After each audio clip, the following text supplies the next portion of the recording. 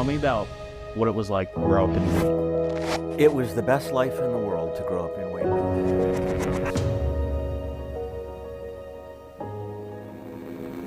Growing up in Wayne, Maine was like growing up in a giant family, and that is true of many of the townships in Maine. People cared about each other.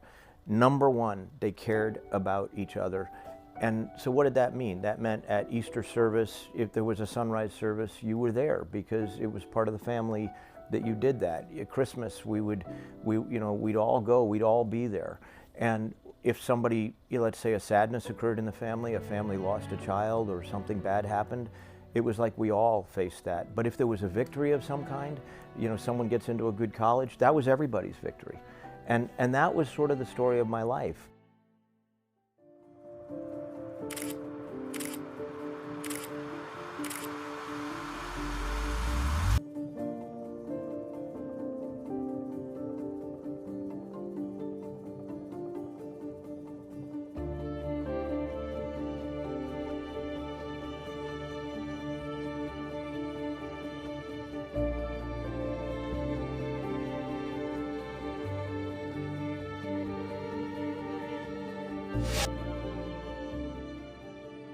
And my mother in particular seeded this idea that you have to work hard and no kidding, no joke about it. No one's gonna pick up when you screw up. You need to fix it yourself and work hard. And if you work hard and learn from your mistakes, you will succeed.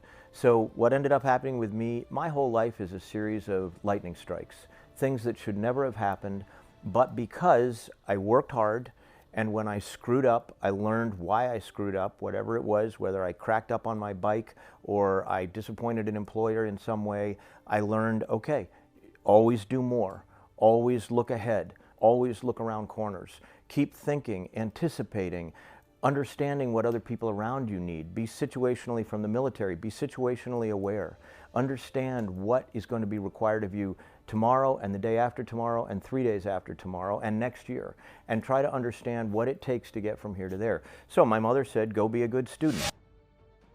If I am the governor, we're gonna change the whole psychology of this state. We're gonna make people proud to encourage kids to work hard. We're gonna change the way we think about what the future looks like.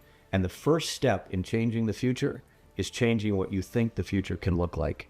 And then, like the envision, believe, and work, you work your butt off. You make no excuses. If you make a mistake, you say I made a mistake. And then you get back up on the horse and you try again. That's what Maine was made of. And that's what we got to do now. It's about getting along. It's about understanding that the values of Maine involve less government, and they involve public safety so that our kids are safe, and they involve schools that teach, not schools that make excuses for not teaching.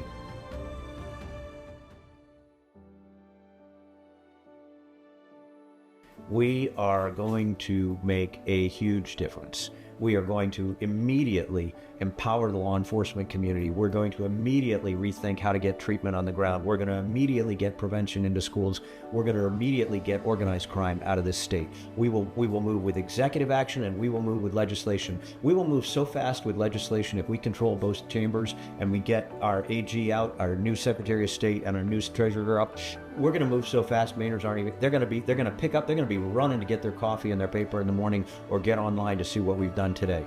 And that is exactly what should happen. We will restore public safety by getting organized crime out of the state.